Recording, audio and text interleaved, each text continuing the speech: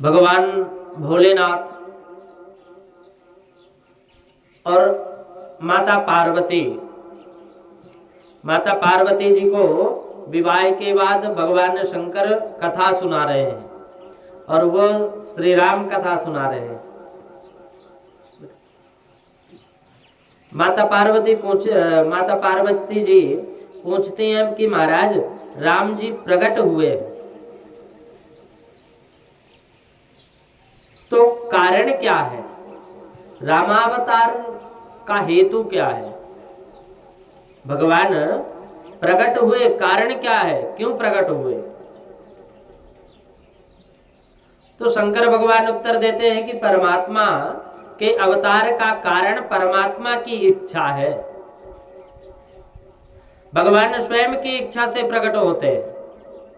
यह जीव जो जगत में आता है वह अपने पूर्व जन्म के कर्म और वासना के अनुसार शरीर धारण करके आता है। ईश्वर जगत में आते हैं तो वो किसी कर्म वासना के अधीन पर नहीं आते, वह स्वेच्छा से आते हैं। जीव का कर्म निर्मित शरीर है, जबकि परमात्मा निज इच्छा निर्मित तनु।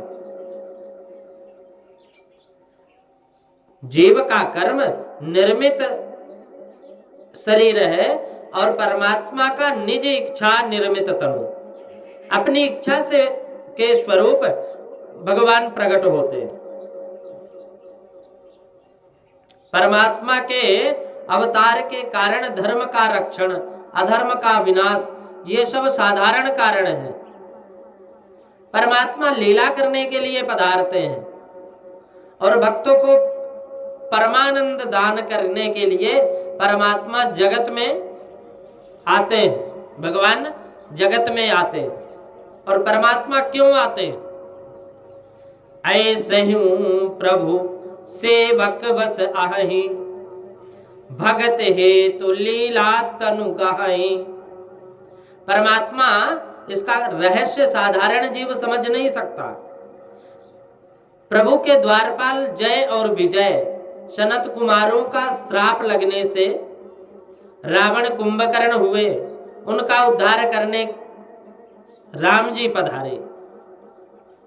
स्वयंभू मनु और रानी शतरूपा ने अनेक वर्षों से तपश्चर्या की। उनके घर में पुत्र रूप में पधारने का प्रभु ने वरदान दिया था।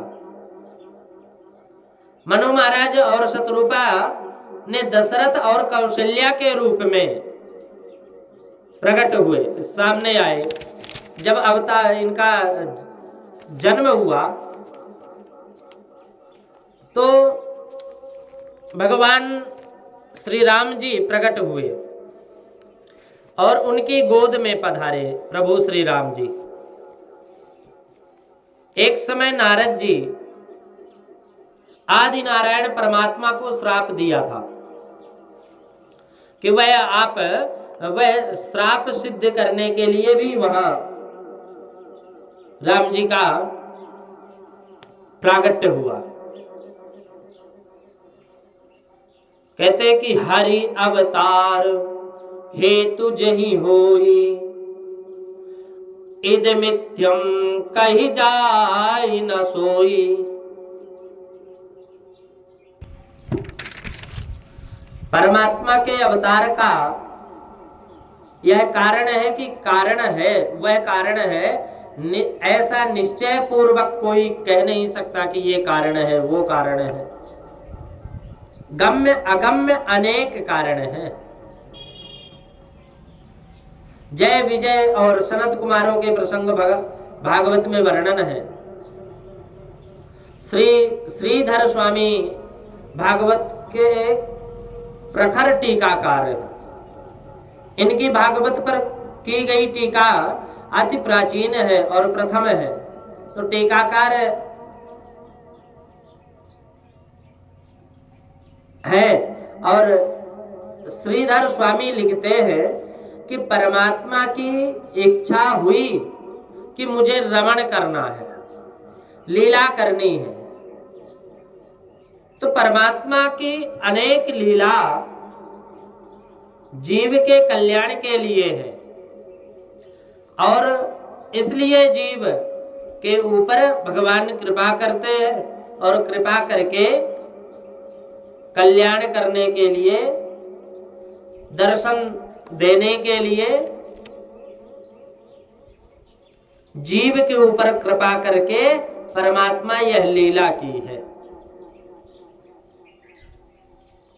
एक बार ऐसा हुआ कि सनत कुमारों ने ब्रह्मा जी के पास जाकर कहा कि पिताजी, हमने संसार देखा है, हमको इसमें कोई सुख दिखा नहीं, संसार में कोई सुख दिखा नहीं। तब ब्रह्मा जी की आज्ञा से वे भगवान आदि नारायण का दर्शन करने वैकुंठ में गए। तो सनत कुमार 4 हैं।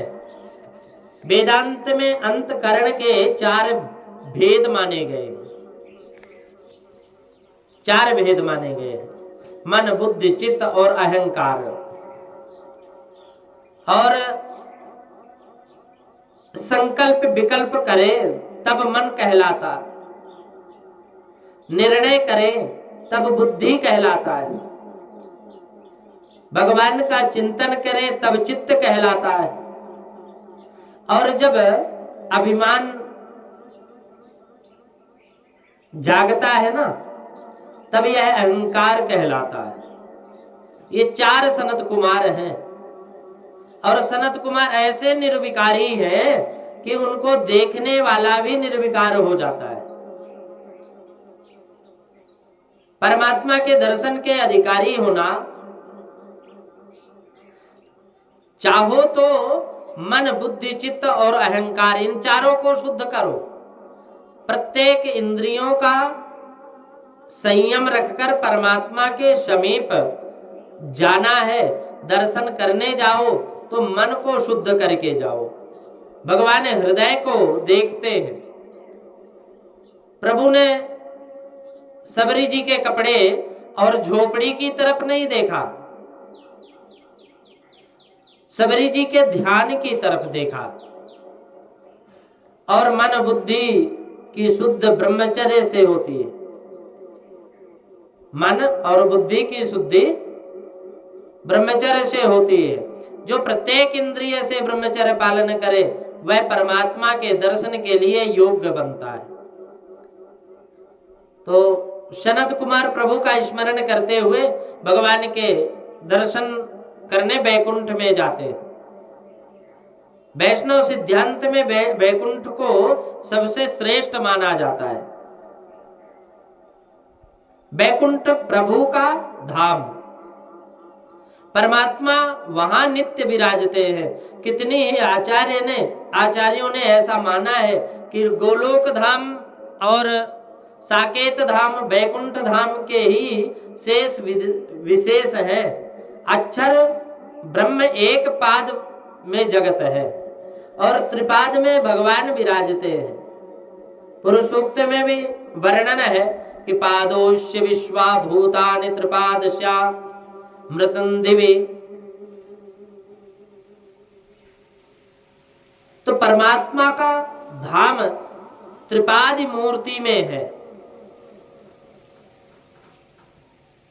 क्रोध नहीं, शोक नहीं, काम नहीं, लोभ नहीं, जहां ये नहीं है ना, रजोगुण तमोगुण नहीं है, जहां ये केवल मात्र सत्व गुण, वह वैकुंठ है।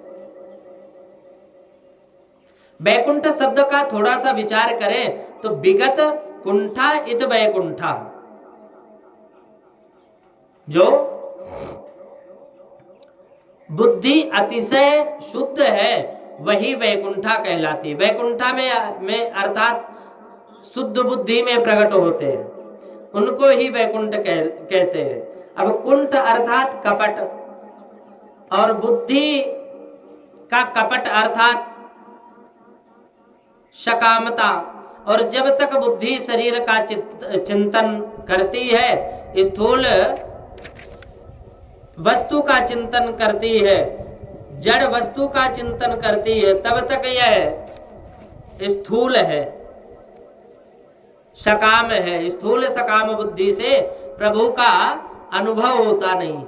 सूक्ष्म निष्काम शुद्ध बुद्धि से ही परमात्मा महापुरुष का साक्षात्कार होता है। सूर्य का प्रकाश सर्वत्र है,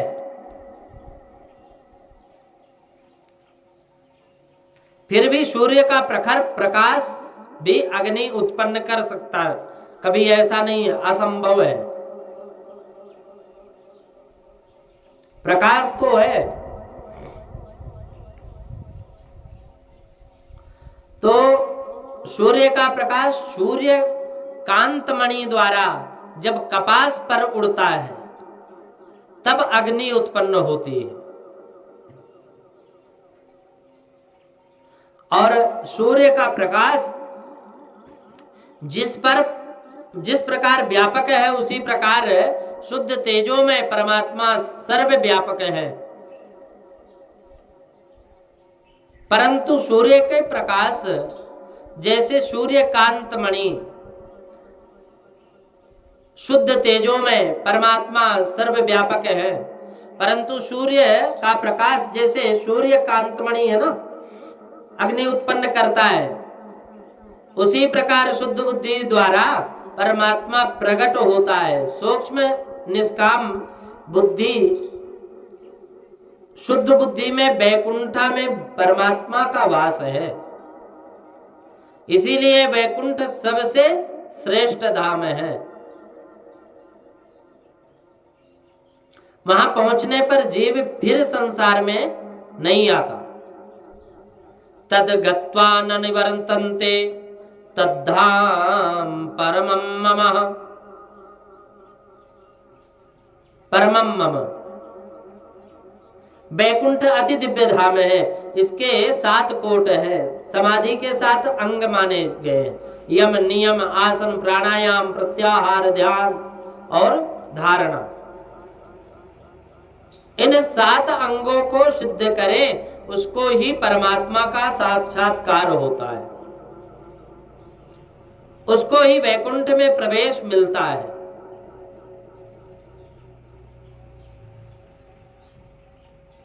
उसको ही वैकुंठ में प्रवेश मिलता है। वैकुंठ के ये 7 कोट हैं और 7 दरवाजे कहलाते हैं।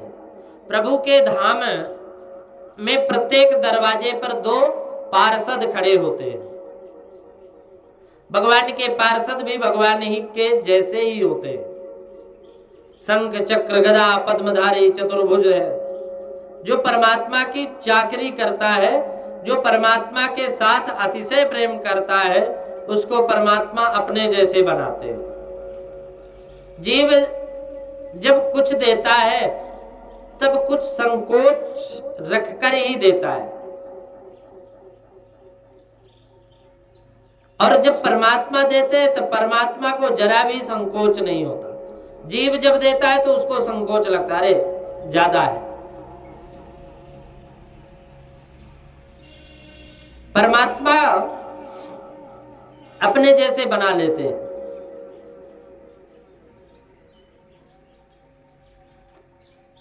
परमात्मा जरा सा भी संकोच नहीं करते। जीव देता है तब विचारता है, मेरे लिए लड़कों के लिए शेष रखना चाहिए। लेकिन जब परमात्मा देते हैं, जीव विचारता है लेकिन परमात्मा विचारते नहीं, भगवान तो दे देते हैं।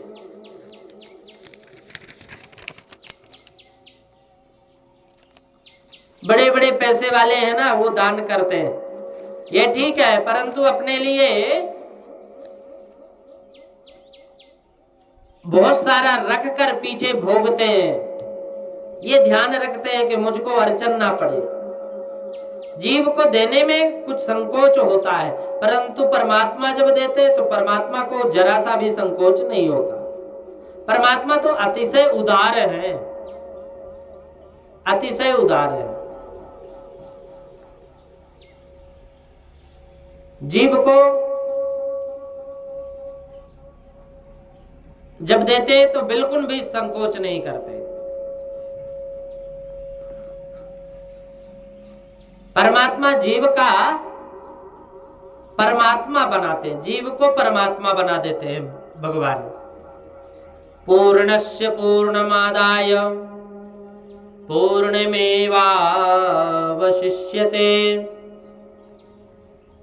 ईश्वर के धाम में विषमता नहीं है। विषमता तो संसार में है। बहुत से पैसे वालों ने 3-3 प्रकार के चावल रखे हैं। नौकरों के लिए अलग चावल, साधु ब्राह्मणों के लिए अलग चावल, और स्वयं के लिए अलग चावल, देने के लिए अलग चावल है। घर के लिए दिल्ली में असली बासमती होते हैं ना, अरे पेट भरने के लिए वो ना जाने कहां कहां से लेके आ जाते हैं स्वयं के लिए।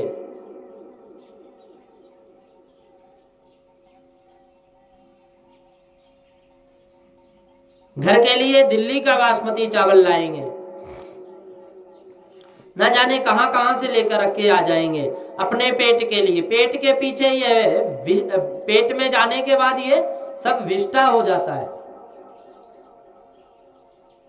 लेकिन लोग स्वाद के लिए कुछ भी कर लेते हैं। भोजन में विषमता करे। कुछ माताएं होती है ना, परोसने में बहुत चतुर होती है। घर वालों को परोसने के लिए रोटियां में ज्यादा घी चुपड़ती हैं और भोजन में विषमता रखें, यह बड़ा पाप होता है। बाहर वाले के लिए कम, स्वयं के लिए ज्यादा। अगर ऐसा विषमता करते हैं तो बहुत बड़ा पाप होता है इससे। तो ऐसे पाप से बचना चाहिए, इससे भगवान नाराज होते हैं। और भोजन में कभी विषमता नहीं करना चाहिए। भोजन में विषमता करने वाले को दूसरे जन्म में संग्रहणी का रोग हो जाता है। तो सनत कुमार कीर्तन करते करते भगवान के दर्शन को जाते हैं। अब बैकुंठ के 6 दरवाजे पार कर गए। सनत कुमार बड़े ज्ञानी पुरुष हैं। इससे सब कोई उनको मान देते हैं, सम्मान देते हैं। वे चारों महाज्ञानी हैं, फिर भी स्वयं को बालक जैसा ज्ञानी मानते हैं। ज्ञानी होने के बाद भी ज्ञानी जन बालक जैसे अज्ञानी जैसा अज्ञानी मानते हैं। ज्ञानी होने के बाद भी ज्ञानी जन बालक जैसे अज्ञानी मानते हैं। और ज्ञान में अभिमान ना आवे, इसलिए बालक जैसा रहना भी जरूरी है। तो सनत कुमार 7वें दरवाजे पर आ पहुंचे। 7वें दरवाजे पर जय और विजय का पहरा लग रहा था। चारों संत सीधे अंदर जाने लगे। तो 7वें द्वार पर जब जय और विजय का पहरा है, चारों संत धीरे धीरे अंदर जाने लगे। तो इससे जय और विजय को बुरा लगा। जय विजय ने गदा आड़ी कर रखे, उनको रोका। बोले इससे जय विजय को बहुत बुरा लगा। तो जय विजय ने गदा आड़ी रखकर उनको रोका। जय और विजय का उल्लंघन करके जय विजय कहते हैं कि इसका उल्लंघन करके जाना बहुत कठिन है। बद्री नारायण धाम जाते हैं तो जाते समय जोशी मठ आता है। अब जोशी मठ से आगे जय विजय नाम के 2 बहुत बड़े पहाड़ आते हैं। इन पहाड़ों को लागने से आगे जय विजय नाम के 2 बहुत बड़े पहाड़ जो आते हैं ना, तो लागने में लोग बहुत थक जाते हैं। सनत कुमार कहते हैं कि हम तो अपने माता पिता से मिलने जा रहे हैं, तुम हमको रोकने वाले कौन हो? जय विजय कहते हैं कि महाराज जरा खड़े रहो, अंदर से हुक्म आएगा, उसके बाद मैं जाने दूंगा। तो सनत कुमारों को क्रोध आता है, और क्रोध काम का छोटा भाई है। क्रोध काम का छोटा भाई है। ज्ञानी पुरुष आत्मदृष्टि स्थिर रखते हैं, देह दृष्टि रखते नहीं कभी भी। देह दृष्टि रखने से शरीर का स्मरण चिंतन करने से काम आता है। ज्ञानी पुरुषों को काम त्रास देता नहीं, परंतु वे क्रोध के अधीन बन जाते हैं। तो यह 7वां दरवाजा है, जिसका ध्यान स्थिर होता है उसके पीछे धारणा में आ जाता है। परमात्मा के एक एक अंग का ध्यान करें।